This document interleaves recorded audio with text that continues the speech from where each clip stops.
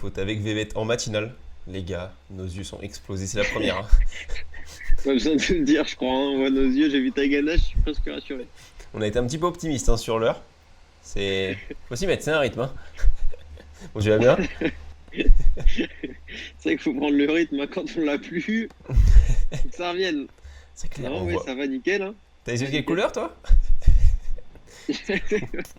Impossible à voir, hein. Toi non plus, je vois pas en vrai. Ah Mais, ouais, non, c'est. mais je pense qu'on est. Bon, on doit être comme les gens, hein, juste qu'on est à l'écran, quoi. Très, très bon match de Cornet. Pourtant, ce premier match n'était pas si convaincant que ça, même si elle a été sortie en 2-7. Mais là, je pense que c'était un bon test, Baptiste, et elle l'a passé haut la main, donc tant mieux. Je pense à Paolini aussi qui s'est pris 2-1 Ouais. quand même face à Pegula qui arrive sur terre. Je pensais pas du tout. Je sais pas si Paolini était vraiment motivé, mais j'ai des doutes, j'ai pas vu le match. Bah, c'était un peu notre prono commun en Euh, plus. ouais, c'est ça. Et même, enfin, je me dis, c'est une joueuse quand même de terre. Alors 2-1 en 2-7 déjà, ok. 2-1, c'est quand même très sévère, quoi. Sabalenka aussi, qui bat Risky. Alors, Ouais, Risky, on sait que c'est pas ouais, une terrienne, mais voilà, Sabalenka, ça fait un peu plaisir de la revoir. Et j'espère ouais. qu'elle va confirmer. 7-6-6-4, ça passe. Ça passe quand même. Maintenant, voilà, ça reste chaud. Mais sinon, ouais, non, pas de gros, gros résultats. Joe Wilfried Tsonga, oui c'est le matin les amis, hein, qui arrêtera sa carrière après Roland Garros. Voilà, il a dit que la tête, s'il n'y avait que la tête, il aurait envie de jouer jusqu'à la fin de sa vie, clairement. Mais malheureusement le corps ne suit plus, on s'en est rendu compte, hein, ça fait maintenant 3 ans que le pauvre Tsonga il est arrêté 6 mois dans l'année. Bon, moi je pense que c'est une bonne chose de finir sur un Roland Garros parce que voilà, il va avoir le public qui va le soutenir à fond pour sa dernière. Et mine de rien, au bout d'un moment, il aurait pu le classement pour refaire Roland Garros chaque année. Là, il a la chance de pouvoir le faire sans passer par les qualifs. Je pense que c'est parfait. Il va terminer en apothéose. Et voilà. Et respect pour ce grand monsieur quand même, parce qu'on l'a beaucoup taillé. Personnellement, je l'ai beaucoup taillé. Mais il a quand même fait une finale de Grand Chelem, de très très belles perfs dans sa carrière. Et voilà. Bravo à lui. Bon vent. Oh, c'est beau. Ouais, je trouve aussi comme toi que c'est le bon moment. Je pense que là, maintenant, ça va être dur d'espérer quelque chose. Il a 36 ans, je pense qu'il pouvait encore il pouvait continuer, parce que c'est pas non plus. Enfin, c'est ça, c'est l'heure de la retraite, ok, mais je pense qu'il pouvait continuer. Maintenant, il n'y a pas les jambes qui, physiquement, ça suit pas totalement. Mentalement, c'est compliqué aussi, je pense, mais surtout physiquement, ça pêche. Et, euh, et ouais, quand on voit ces dernières victoires cette année, il va falloir faire quelque chose, quoi. Mais je trouve que le moment de s'arrêter après Roland, c'est une bonne décision. Je pense que nous, si on va à Roland, on va essayer de le soutenir Ah jusqu'au ouais. bout et ça va être un beau moment, je pense, à vivre dans le tennis français, une belle émotion. Et GG, ouais, comme tu as dit à lui, parce qu'il a fait super carrière quand même, hein, je trouve, malgré tout. Il a un beau tennis, quoi. L'auteur de la gifle lors d'une poignée de main qui s'est excusé publiquement hier sur son compte Instagram via un petit texte, voilà, en disant, si je résume en gros, excusez-moi, enfin, le contexte du match c'est que j'ai été poussé à bout, j'avais pas à faire ça, mais j'ai pété les plombs. Il s'est excusé auprès de son adversaire et puis auprès aussi du grand public parce que c'est une mauvaise image pour le tennis français. Et voilà. En gros, voilà, il s'excuse et c'est ce qu'il faut retenir, voilà. Et il a 15 ans, je pense que ça n'excuse pas tout, Non. mais je pense que ces excuses étaient nécessaires pour avancer, même pour lui dans sa carrière, même si au fond de lui, bon, j'espère il s'excuse vraiment par rapport à tout ça et qu'il ne le referait plus du tout. Osorio Serrano qui affronte Oz. Alors, moi je vais mettre mon petit warning sur ce match parce qu'Osorio a eu très très très très chaud à son premier tour. Je sais pas si tu as suivi. Elle a Mm. fait deux tie-break. Et bah, franchement, c'est passé très proche de l'élimination alors qu'elle avait clairement une adversaire à sa portée.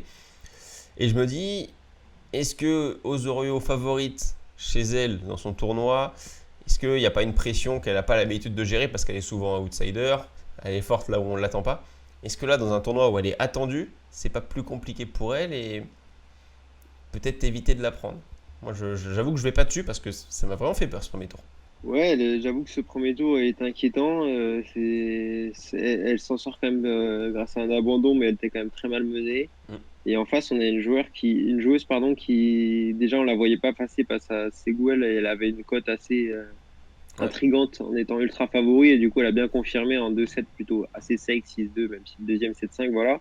mais c'était une joueuse qui fait un bon début de saison sur terre battue, du moins. Et je reste sur Osorio parce que je me dis qu'elle a eu du mal sur ce match. Là, elle passe un peu dans la douleur.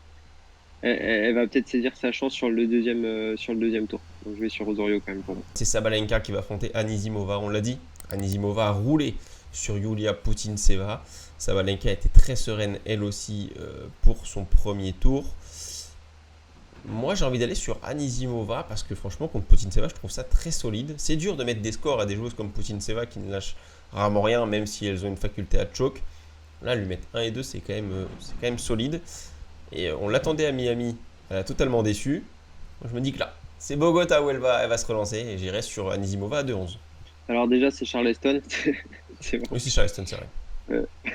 Je suis en train de regarder, j'avais un doute moi aussi, je t'ai dit, mais bizarre. Anisimova, ouais, je pense très, très sincèrement elle va battre une Sabalenka qui passe sur un premier tour face à une risquée qui est très clairement pas du tout forte sur terre battue. Elle s'en sort, mais même si c'est en 2-7, c'est très serré et dans les stats, c'était très serré un peu partout. Anisimova, et Putintseva, comme tu l'as dit, 6-1, 6-2, score sans appel. Là, je pense que la puissance de Anisimova va faire la différence face à une Sabalenka où elle l'a pas eu face à une risquée. Je vais sur Anisimova aussi, je te rejoins totalement. Madison Keys qui va affronter Belinda Bencic, les amis.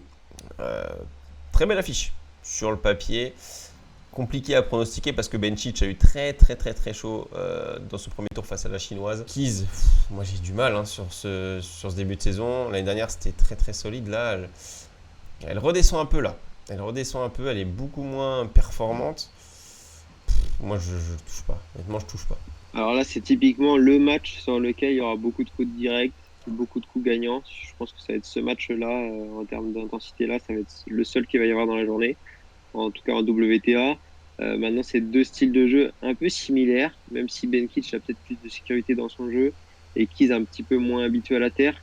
J'ai envie d'aller sur Bencic quand même, mais je ne risquerai pas la cote. J'irai plus sur un... Non, Bencic quand même, je tente que le 3-7 sans vainqueur, il doit être à la même cote que Bencic, donc je dirais sur Bencic. Tabilo qui va affronter Taylor Fritz. Tabilo qui a fait un très bon premier tour. Taylor Fritz qui va découvrir la terre battue de Charleston, de Houston, pardon. Taylor Fritz sur terre battue, je suis pas un grand fan et maintenant...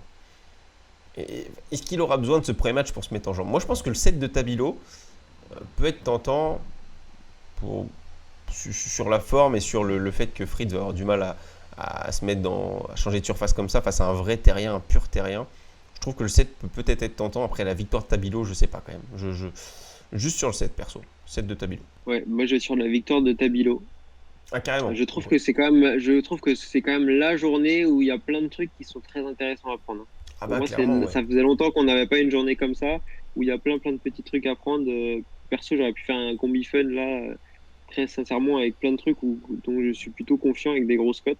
Donc c'est plutôt intéressant. Je vais sur Tabilo, ouais, parce que plus expert sur terre. Houston, pas hyper important. Fritz, il commence à rentrer dans la cour des grands, entre guillemets, c'est-à-dire que il va être peut-être plus intéressé par les gros tournois. Et là, Houston, ça va peut-être, en plus, premier tournoi sur terre qui est pas non plus incroyable. Même si c'est chez lui, ça va l'aider. Mais Tabilo, il y a un truc à faire très clairement et je vais sur Tabilo de 35. Steve Johnson qui va affronter John Isner. Alors là, c'est deux joueurs qui sont pas du tout terriens, mais qui sont chez eux. À l'inverse, 2,30 pour Johnson, 1,62 Isner. Je me rends pas compte s'il a... Vas-y, c'était direct. Ça va être vite fait. Je vais sur la surprise Johnson par rapport à la cote, parce que deux joueurs qui sont totalement pas nuls, mais qui ont vraiment des grosses difficultés et grosses lacunes sur terre battue. Deux styles de jeu un peu similaires, même si je trouve que Isner, ça régresse un petit peu dans le temps maintenant, et que Johnson, c'est peut-être un petit peu plus puissant et mieux dans le jeu, entre guillemets, parce que même si ça part beaucoup à la faute. Et Johnson a fait deux petits tours plutôt sympathiques, donc Johnson pour moi, 2-30. Moi, ça va dépendre de la vitesse de cette terre battue. Je n'arrive pas à me rendre compte si elle est assez rapide pour une terre battue ou non.